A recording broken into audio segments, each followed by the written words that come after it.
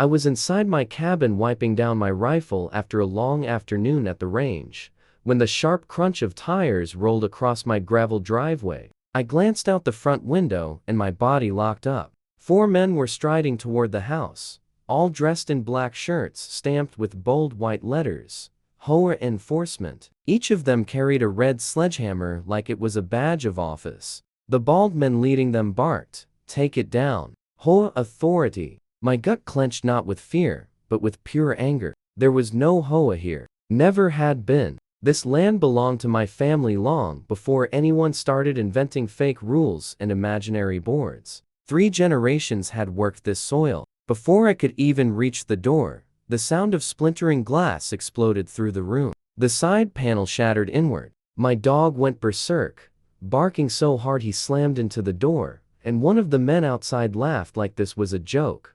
"Move aside," the bald one shouted, lifting his hammer again. "This property is in violation." I opened the door slowly and stepped onto the porch, calm on the surface, fully ready underneath. "You might want to rethink this," I said evenly. They didn't slow down. The bald man sneered. "Oh, we've thought plenty. You ignored our notices. This place is condemned under HOA law. We're here to enforce it." The way he said law made something hot twist in my chest. I stepped closer and lifted my badge so the sun caught it clean. The metal flashed. "You picked the wrong house," I said quietly. "I'm the sheriff here." For half a second, the world froze. One man dropped his hammer. The bald leader's jaw sagged. Then his shock twisted into fury. "He's lying," he shouted. "Get him." That's when I understood these weren't just idiots playing dress-up. They were cornered men. And cornered men were dangerous. I backed inside, slow and deliberate, my hand sliding to where my service weapon rested behind the doorframe. My pulse stayed steady. I'd faced worse than this. What bothered me was upstairs, my wife completely unaware. The leader stomped onto the porch, boots hammering the wood. "Last chance," he yelled. "Open this place up, or we drag you out and seize every illegal gun you've got." Illegal. That word told me everything. Someone had set this up. Someone had fed them a story. "If you actually had authority," I said calmly, "you wouldn't need hammers." The youngest man shifted. "Boss, maybe." "Shut up," the bald one snapped, veins bulging. He swung the hammer toward me. That was his final mistake. In one smooth motion, I drew not to fire, just to make the truth impossible to ignore. Freeze. Silence slammed down. Birds stopped chirping. Even the wind seemed to hold its breath. "You're trespassing," I said, stepping forward until my badge was inches from his face. "You have 3 seconds to tell me who sent you before this ends in cuffs."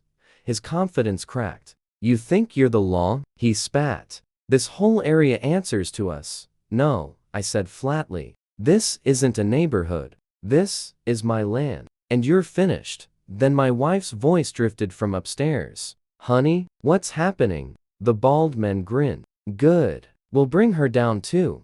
My finger tightened not to fire, but to promise. "You touch her," I growled, "and you don't leave here standing." The youngest man turned pale. "Boss, we should go." "No," the leader hissed. "We're just getting started." That was when it clicked. This wasn't random. Someone bigger was behind it. Someone confident. He swaggered toward the stairs, but the kid hesitated, eyes flicking between me and the bedroom door. "Boss, she's pregnant," he muttered.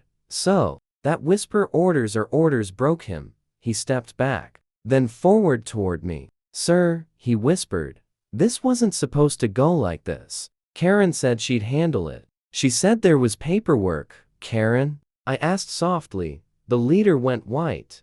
The kid brushed his sleeve, revealing a blinking light. "A body cam. I can record," he said. The bald man lunged. I grabbed his wrist and slammed him back. "Turn it on." The camera blinked red. "Now talk," I said, and the kid did. He said her name. He said HOA president. He said payment. He said lies. He broke completely. The kid started pleading, voice shaking, admitting they'd been told to make an example out of me. Every confession landed heavy like bricks, stacking higher and higher. Somewhere beyond the trees, sirens began to creep closer, distant at first, testing the space. My pulse jumped, but I stayed stone still. I ran through the scene in my head. The body cam was live. My badge was visible. My wife was coming down the stairs slowly, wrapped in her robe, eyes alert but steady. She trusted me. The bald man saw it all slipping away. His face tightened, panic crawling in. That's when the real twist shattered through the broken glass panel I'd forgotten about. My phone buzzed in my pocket, open to a live broadcast, streaming everything to my private sheriff's channel. I hadn't planned to use it, but the moment the kid activated the cam, I tapped the screen and sent the link straight to County Dispatch and a reporter I knew well. Messages flooded in instantly. "Is that you? Units are en route." The bald man lunged for my phone. He didn't get close. My wife's hand shot out, calm and precise, twisting his wrist hard enough to make him snarl. He stumbled back, face exposed to cameras, to distant neighbors watching, to the world. The kid kept talking, spilling everything into the lens. Names, payments, license plates, who hired them. He didn't even realize how deep he was digging the hole. I didn't smile. This wasn't satisfaction. This was exposure. And exposure turned a fake enforcement raid into a full-blown crime scene. The leader made one last desperate move. He lunged toward my wife. I caught him, slammed him against the railing, and spoke loud enough for the stream to hear. "You sent fake cops to my door." That was a mistake. The moment locked in place. Sirens wailed closer, louder, and for the first time all night, fear showed in his eyes. Real deputies stormed the property seconds later, weapons drawn, voices sharp and controlled. The imposters froze. The bald man tried to yell, "This is a misunderstanding," but the body cam was still broadcasting live to every cruiser rolling in.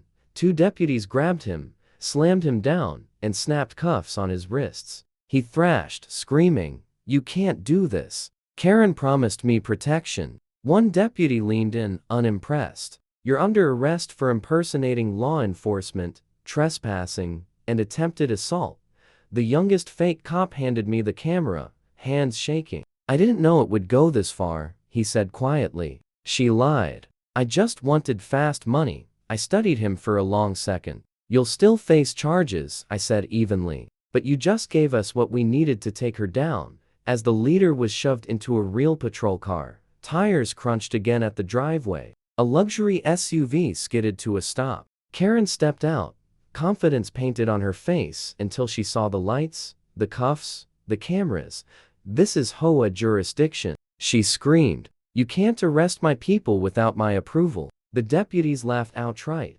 I walked toward her, holding up both the live streaming phone and the body cam. "Actually," I said slowly, making sure every word landed, "this entire county just watched you hire criminals to attack my family. This ends now." Color drained from her face as a deputy stepped in and cuffed her. She shrieked, "You can't do this. I own this neighborhood." I leaned in close. "You don't own me. You don't own this land. My family bled for it, and I served to protect it." Neighbors lining the road erupted, cheers breaking free. My wife stepped beside me and slipped her hand into mine, tears of relief shining. "It's over," she whispered. "Not quite," I said, lifting my badge so everyone could see. "This county will never bow to a fake HOA again." As the patrol cars pulled away with Karen screaming in the back seat, sunlight finally broke through the clouds, reflecting off the lake behind us. I looked across my land, my family's legacy, and spoke the words that would echo through every replay of that stream. "They sent fake cops to break down my door." I paused, letting the silence work. "Too bad," I finished calmly. "I'm the real sheriff here." The screen would freeze right there, justice unmistakable, power stripped away, and everyone watching knowing one thing for certain: Karen's empire was finished.